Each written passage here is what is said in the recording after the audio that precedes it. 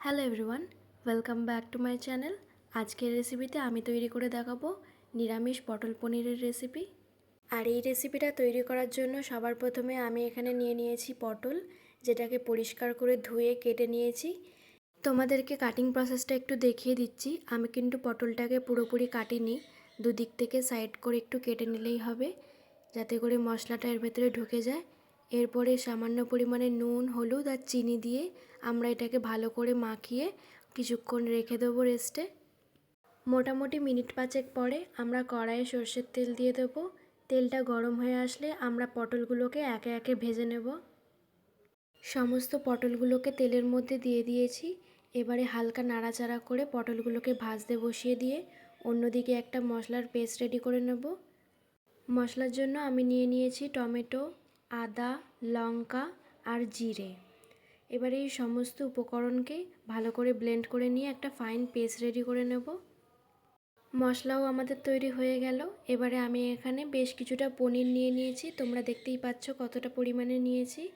এবারে এই ছোট্ট মেশিনের সাহায্যে আমি পনিরটাকে ভালো করে গ্রেট করে নেব।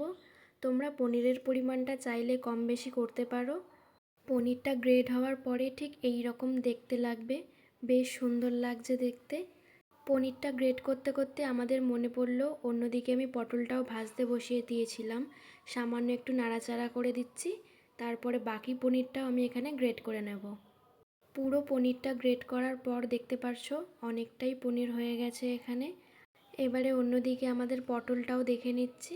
এই পর্যায়ে আমাদের পটলটাও মোটামুটি লাল লাল হয়ে এসেছে। এবারে পটলটা তুলে নিয়ে এবার ওর মধ্যে আমি গোটা গরম মশলা নিয়ে নিয়েছি, ফোড়নে দিয়ে দেবো। আর সঙ্গে দিয়ে দিয়েছি একটা তেজপাতা। ফোড়ন থেকে একটা মিষ্টি গন্ধ বেরিয়ে আসলে আমরা প্রথমে যে মশলার পেস্টটা রেডি করে রেখে দিয়েছিলাম সেই মশলাটা আমি এর মধ্যে দিয়ে দেবো। তারপর তেলের সাথে ভালো করে নাড়াচাড়া করে নিতে হবে। সামান্য নাড়াচাড়া করে নেওয়ার পরে আমি এর মধ্যে একে একে গুঁড়ো মশলাগুলো অ্যাড করে দেবো। দিয়ে দিয়েছি ধনে গুঁড়ো, নুন আর হলুদ। এবারে মশলাটা ভালো করে মিশিয়ে নিচ্ছি। আর তারপরে মশলাটা আমি তৈরি হতে বসিয়ে দেবো, যতক্ষণ না মশলা থেকে তেল বেরিয়ে আসছে আর প্রপার আমাদের মশলাটা রেডি হয়ে যাচ্ছে। এই পর্যায়ে দেখতেই পারছো মশলা থেকে ভালোভাবে তেল বেরিয়ে গেছে। এবার আরও একটু কিছুটা নাড়াচাড়া করে নিয়ে আমি এর মধ্যে এবারে ভেজে রাখা পটলটা দিয়ে দেবো।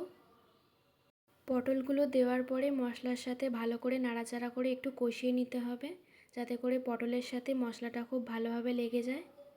যেই সময় দেখবে মশলার সাথে পটলটা প্রায় হয়ে এসেছে, তখন আমরা আগে থেকে গ্রেট করে রাখা পনিরটা এর মধ্যে দিয়ে দেবো। এবারে এই সমস্ত উপকরণকে একটু ভালো করে নাড়াচাড়া করে নিচ্ছি মশলার সাথে। আমার ভিডিওগুলো যদি তোমাদের কাছে ভালো লেগে থাকে আমার চ্যানেলকে সাবস্ক্রাইব করে পাশে থাকবেন আর বেল আইকনটাকেও ক্লিক করে দেবেন, এতে করে সরাসরি আমার নতুন ভিডিওগুলো তোমাদের কাছে পৌঁছে যাবে। এরপর মশলাটা আমাদের প্রায় হয়ে গেছে। অন্যদিকে জলটাও আমি গরম বসিয়ে দিয়েছি। দেখতেই পাচ্ছ ফুটন্ত জল দেওয়ার কারণে কিন্তু আমাদের ঝোলটাও তাড়াতাড়ি ফুটতে শুরু হয়ে যাবে আর এই তরকারিটার স্বাদও কিন্তু দ্বিগুণ বেড়ে যাবে। আমি কিন্তু এখানে পরিমাণ মতন জল অ্যাড করেছি, এটা যেহেতু একটু শুকনো শুকনোই হবে তাই জন্য খুব একটা বেশি আমি জল অ্যাড করিনি। এবারে সামান্য নাড়াচাড়া করে নেওয়ার পরে আমি ওপর থেকে ঢাকনা চাপা দিয়ে দিয়েছি, এতে করে যেটুকুনি পরিমাণে পটলগুলো সেদ্ধ হওয়ার সেগুলো সেদ্ধ হয়ে যাবে। এরপর ঢাকনাটা খুলে সামান্য নাড়াচাড়া করে নেওয়ার পরে ওপর থেকে একটু চিনি অ্যাড করে দিচ্ছি।